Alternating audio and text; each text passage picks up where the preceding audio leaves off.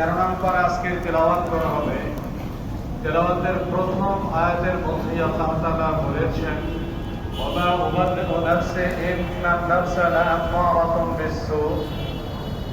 মানুষের তিনটি নফস, একটা হলো নফসে আম্মারা, যা সারাক্ষণ বান্দাকে শুধু গুনাহ আর পাপ কাজ করার জন্য নির্দেশ করে, উৎসাহিত করে, প্রতারণা দিতে থাকে।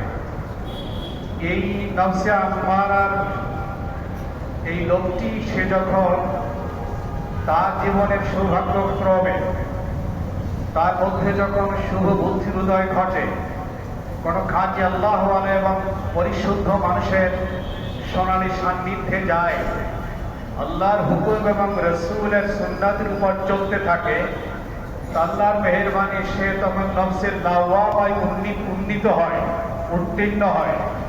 তখন গুনাহ তার কাছে আর ভালো লাগে না।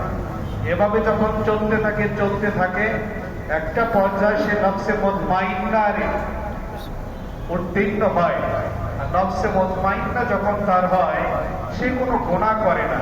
আর এই লোকটার মৌতের যখন সময় হয়, আল্লাহ তাআলা 500 রহমতের ফেরেশতা তাকে অভিনন্দন জানিয়ে সম্বর্ধনা দিয়ে জান্নাতে পৌঁছানোর জন্য 500 রহমতের ফেরেশতা পাঠায়। আল্লাহ এমন নফস আমাদেরকে দান করুন। হযরত ইউসুফ আলাইহিস সালাতু ওয়াস সালাম মিশরের বাদশার কাছে, তিনি যখন জেলখানা থেকে মুক্তি পেলেন, 7 বছর জেল খেটেছেন।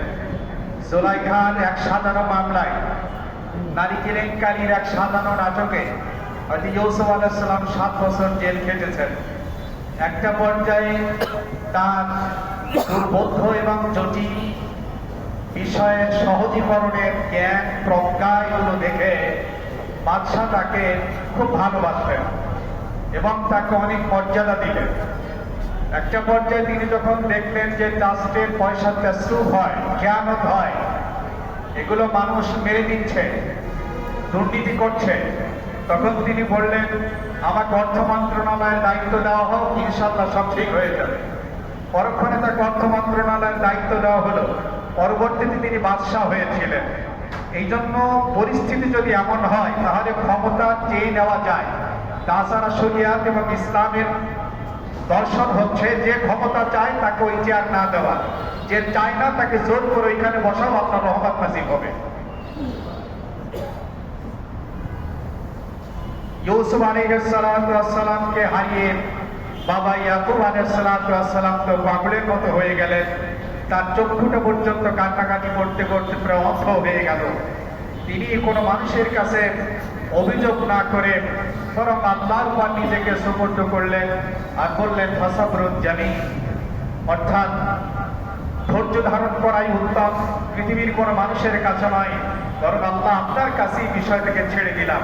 আমাদের এমন পরিস্থিতি হলো, আমাদের ধৈর্য ধারণ করতে হবে। ইউসুফ আলাইহিস সালাতু ওয়াস সালাম, তাকে কুয়োর মধ্যে নিক্ষেপ করা হলো হত্যা করার জন্য। আল্লাহ সেখান থেকে তাকে উদ্ধার করলেন। সেখান থেকে জুলাইখার সাজানো মামলায় 7 বছর জেল খাটলেন। তার জ্ঞান বুদ্ধি প্রজ্ঞার কারণে বাদশাহ তাকে মুক্তি দিল। একটা পর্যায়ে সে যখন রাষ্ট্রপ্রধান হলেন, একটা পর্যায়ে ওই ভাইয়েরা যাকে তাকে হত্যা করার জন্য কুপি নিক্ষেপ করেছিল, তার কাছে ত্রাণ আনার জন্য, সহযোগিতা আনার জন্য গেল। ইউসুফ আলাইহিস সালামের সঙ্গে যখন পরিচয় হলো, ইউসুফ আলাইহিস সালাম তিনি মহানুভবতার পরিচয় দিলেন এবং তিনি বললেন, লা তাসরিবা আলাইকুমুল ইয়াওম, আমি আজকে প্রতিশোধ নিব না, তোমরা যা করেছো সেটা তোমাদের ব্যাপার, আমি তোমাকে ক্ষমা করে দিলাম। আমাদের এমন করা উচিত। ইউসুফ আলাইহিস সালাতু ওয়াস সালাম যখন রাষ্ট্র ক্ষমতায় বসলেন, কতটা বিনয়ী আর কতটা কৃতজ্ঞ। তিনি বললেন, রব্বি কদ আতাইতানি মিনাল মুলক, আমার জ্ঞান, আমার প্রজ্ঞা, আমার দক্ষতা, আমার সক্ষমতা দিয়ে আমি এই রাষ্ট্র ক্ষমতায় বসতে পারি নাই। আপনি অনুগ্রহ করে আমাকে এই রাষ্ট্র ক্ষমতায় বসিয়েছেন, আমাকে বাদশাহ বানিয়েছেন।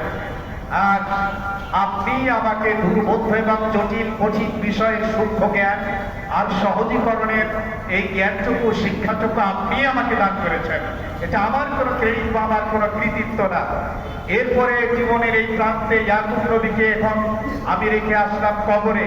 আপনার কাছে আমার দরখাস্ত, সেটা হলো তাওয়াফানি মুসলিমান, আমি খাঁটি মুসলমান হয়ে মৃত্যুবরণ করতে চাই। ওয়ালহিকনি বিসসালিহিন, আর মরণের পরে আপনার প্রিয় ভাজকদের কাতারে আমাকে একটু থাকার ব্যবস্থা করে দিয়ে দেন। মূলত এই রকমের দোয়া আর এই পরিস্থিতিতে আমাদের এমন ভূমিকা, এমন কথাবার্তা বলা উচিত, এইটা মূলত আল্লাহ আমাদেরকে শিখাচ্ছেন যে প্রশাসনিক এত বড় ক্ষমতা পাওয়ার পরও সে কতটা বিনয়ী এবং আল্লাহর প্রতি কতটা কৃতজ্ঞ। আল্লাহ সুবহানাহু ওয়া তাআলা বলেছেন, আমাদের জীবনের সবচাইতে বড় কাজ হচ্ছে মানুষকে সৎ কাজের আদেশ করা, অসৎ কাজের নিষেধ করা। এইটা হচ্ছে মানব জীবনের মুসলমানদের একমাত্র বড় ডিউটি। আল্লাহ তাআলা সেটা আমাদেরকে তৌফিক দান করে।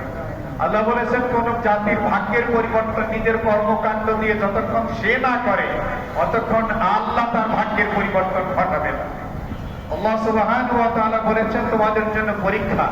আমি কারো রিজিক সংকুচিত করে দেই, কাকে প্রশস্ত করে দেই। কাউকে বিশাল ধনভাণ্ডারের মালিক বানাই, আর কাউকে রাস্তার ফকির বানাই। যাকে রাস্তার ফকির বানাইলাম সে যে খুব আল্লাহর কাছে খুবই খারাপ ব্যক্তি এমন না, আর যাকে অনেক ধনভাণ্ডার দিলাম সে যে আল্লাহর কাছে অনেক দামি মানুষ তা না। আল্লাহ দুজনকে, একজনকে ফকির বানিয়ে একজনকে ধনভাণ্ডার দিয়ে পরীক্ষা করছেন, কে পরীক্ষায় উত্তীর্ণ হতে পারে। আল্লাহ সুবহানাহু ওয়া তাআলা বলেন, বোকা মানুষেরা যারা দুনিয়ার জীবনকে জীবনের মূল মনে করছে, তারা তো দুনিয়ার সহায় সম্পদ আর দুনিয়ার ক্ষমতা ব্যবহার করে একেবারে চরম উৎফুল্ল হয়, আখিরাতকে ভুলে যায়। আল্লাহ সুবহানাহু ওয়া তাআলা বলেছেন, তুমি আত্মার প্রশান্তি চাও, তুমি মনের মধ্যে শান্তি চাও, তাহলে তুমি আল্লাহর জিকির করো, তাহলেই তোমার আত্মার মধ্যে শান্তি এসে পড়বে। আল্লাহ সুবহানাহু ওয়া তাআলা বলেছেন, আল্লাহ যে তোমার প্রতি করুণা করেছেন, আল্লাহ যে তোমাকে দয়া করেছেন, আল্লাহর করুণা দিয়ে তোমাকে যে সারাক্ষণ লালন পালন করছেন, আল্লাহর নিয়ামতের মধ্যে তোমাকে যে ডুবিয়ে রেখেছেন, এজন্য তুমি আল্লাহর শুকর আদায় করো, আল্লাহকে বেশি বেশি সাজদা করো। যদি শুকর আদায় না করো তাহলে মনে রেখো তোমার জন্য বড় আযাব অপেক্ষা করছে। নবী আলাইহিস সালাতু ওয়াস সালাম, আপনি আলাইহিস সালাতু ওয়াস সালামের উপরে রাষ্ট্রযন্ত্র যখন নির্যাতন, নিপীড়ন এবং হত্যাযজ্ঞ চালাতো এবং সমাজের বড় শ্রেণীর লোকেরা যখন নবীদের বিরোধিতা করত, তাদের উপর অনেক অকথ্য নির্যাতন করত, তাদেরকে পাগল বলতো, তাদেরকে বোকা বলতো, তাদেরকে জাদুকর বলতো, তাদেরকে নানাভাবে লাঞ্ছিত করত। তো নবী আলাইহিস সালাম, আপনি আলাইহিস সালাতু ওয়াস সালামের বক্তব্যটা এমন ছিল যে, আল্লাহ এই সমস্ত অপমান আর নির্যাতন নিপীড়নের মোকাবেলায় আমরা শুধুমাত্র আপনার জন্য সবর করব, আমরা কিচ্ছুই বলবো না, আমাদের কাছে প্রতিশোধের কিছু নেই, আপনার জন্য আমরা সবর করে নিলাম আর আল্লাহর আপনার উপর তাওয়াক্কুল করলাম। আমাদের জীবনে যদি এমন পরিস্থিতি আসে তাহলে আমাদেরকে সবর করতে হবে। আল্লাহ পাক বলছেন, তুমি কি জানো তোমাকে আল্লাহ কত নিয়ামত দিয়ে পরিবেষ্টন করে রেখেছেন? তোমার প্রতিটি ছেলে আল্লাহর কত রকমের নিয়ামত তোমার জন্য কাজ করে। এজন্য তুমি আল্লাহর নিয়ামত যদি ভুগতে থাকো কিয়ামত পর্যন্ত এই গুলি শেষ করতে পারবে না। এই জন্য আল্লাহর নিয়ামতের শুকর আদায় করো আর বলো আলহামদুলিল্লাহ। আল্লাহ সুবহানাহু ওয়া তাআলা শিখিয়ে দিচ্ছেন আমরা আমাদের ব্যক্তি জীবনে, পারিবারিক জীবনে, আমরা আমাদের সামাজিক জীবনে কিভাবে দোয়া করব। ইব্রাহিম আলাইহিস সালাতু ওয়াস সালাম যে দোয়াটি করেছিলেন, আল্লাহ এই দোয়াটাকে খুবই পছন্দ করেছেন, পছন্দ করেই কোরআনের আয়াত নাযিল করেছেন যাতে করে আমরাও এমনটি দোয়া করি। সেই দোয়াটি হচ্ছে, রব্বি জাআলনি মুকিমাস সালাহ, আল্লাহ আমাকে একজন পাক্কা নামাজি বানান, অমিন যুররিয়াতি, আমাদের সন্তানদেরকেও আপনি পাক্কা নামাজি বানান, আর আমার এই দোয়াটাকে আপনি মেহেরবানি করে কবুল করেন। আল্লাহ আমাকে ক্ষমা করে দেন, আমার আব্বা আম্মাকে মাফ করে দেন, আর সমগ্র দুনিয়ার মুমিন মুমিনাত, মুসলিম মুসলিমাত, সমগ্র পৃথিবীতে যারা অবস্থান করছে সবাইকে আপনি ক্ষমা করে দেন। আমাদের এমন দোয়া করা দরকার। আল্লাহ কোরআনের শিক্ষা গ্রহণের তৌফিক দেন। মুহাম্মদ মুস্তাফা সাল্লি আলা, তুমি বাদশার বাদশাহ কমলিওয়ালা। মুহাম্মদ মুস্তাফা সাল্লি আলা, তুমি বাদশার বাদশাহ কমলিওয়ালা।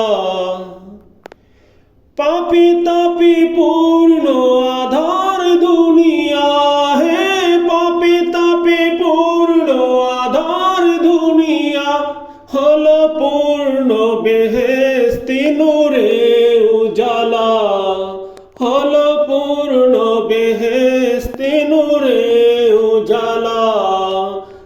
মুহাম্মদ মুস্তাফা সাল্লি আলা তুমি বাদশার বাদশাহ কমলিওয়ালা মুহাম্মদ মুস্তাফা সাল্লি আলা তুমি বাদশার বাদশাহ কমলিওয়ালা